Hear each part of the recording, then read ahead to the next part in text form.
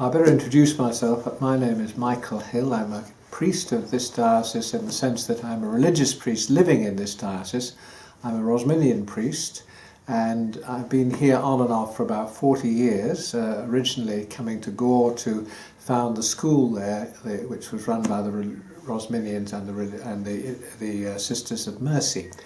Now, my brief, which Father Jared has given me, is to talk about the religious chapter in Lumen Gentium.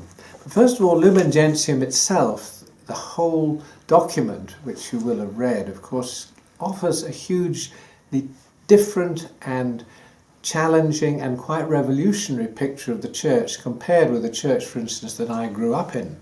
That suddenly the church has become called the people of God. So it's the laity who are the focus, and in a way religious and priests are simply auxiliaries to the call to holiness, which is the general vocation of all Christians and particularly of the laity.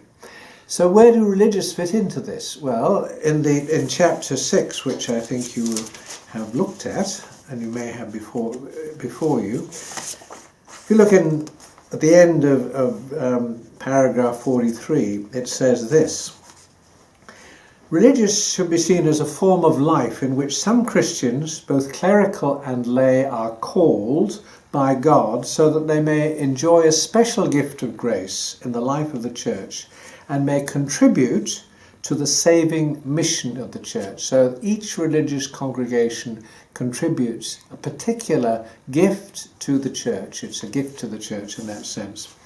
And the way in which this chapter, which is very general really, deals with it is to focus particularly on what are called the evangelical counsels. Now, the evangelical counsels are three. They are poverty, chastity and obedience, and they are found right through the Gospels. And they are something for all Christians. They're not peculiar to religious. The three ideals are there offered to all Christians.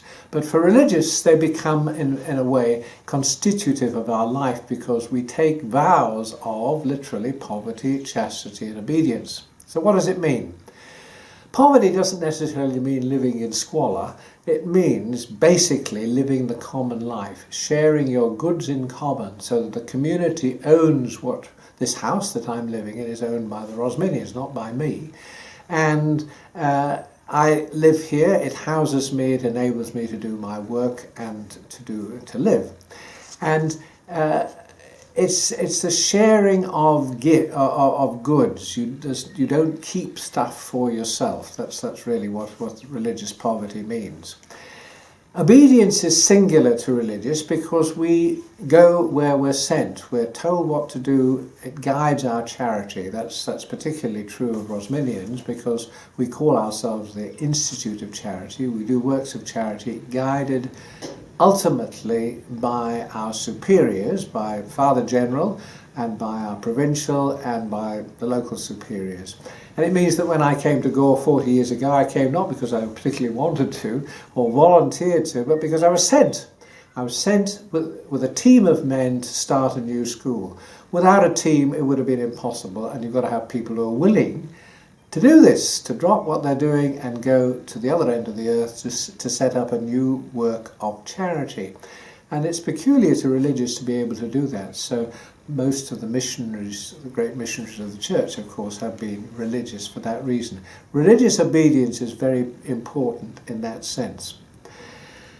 The one aspect probably is more constitutive of religious life than anything is that of chastity, but it's not different ultimately to the chastity of a married couple. A married couple are called by the Gospels to live chastely, in other words, to have a sense of their sexuality as a God-given gift, to see their marriage state as something wonderful, something to bring new life into the church, to nurture children, and to live exclusively one for the other.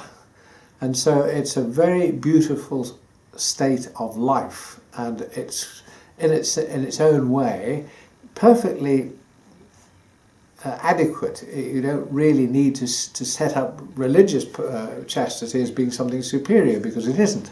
It's different. Religious live their chastity by belonging to a single-sex community. So I live with a community of brothers. I belong to this community. They look after me. I contribute to their life, and that's my vocation. And I have to be loyal to that community. My vows are to this community, and that becomes my family effectively. So that's really what we mean by religious chastity. With regard to the dedication of the religious life, later on in the document, there's quite a lot about consecrating oneself to the service of God, and particularly the call to holiness of a religious. Actually, in a way, Pope Francis puts it in a different way today. He's talked recently to religious with regard to how we fit into the scheme of evangelization that he's putting forward to the world. And he said religious, one of their jobs is to restore a bit of joy to the Christian life. In a world which hasn't got enough joy. I mean, there's too much misery in a way, too much negativity, too much depression in everyday life, that a group of people who love their work and express this and show it joyfully are a great asset. And I think if you look at the Franciscans throughout the ages, the Franciscans have always been singular because St. Francis comes through as a very happy and jolly sort of person, and it's often reflected in the charism of that particular order. They're very caring people, and they care particularly for God's poor.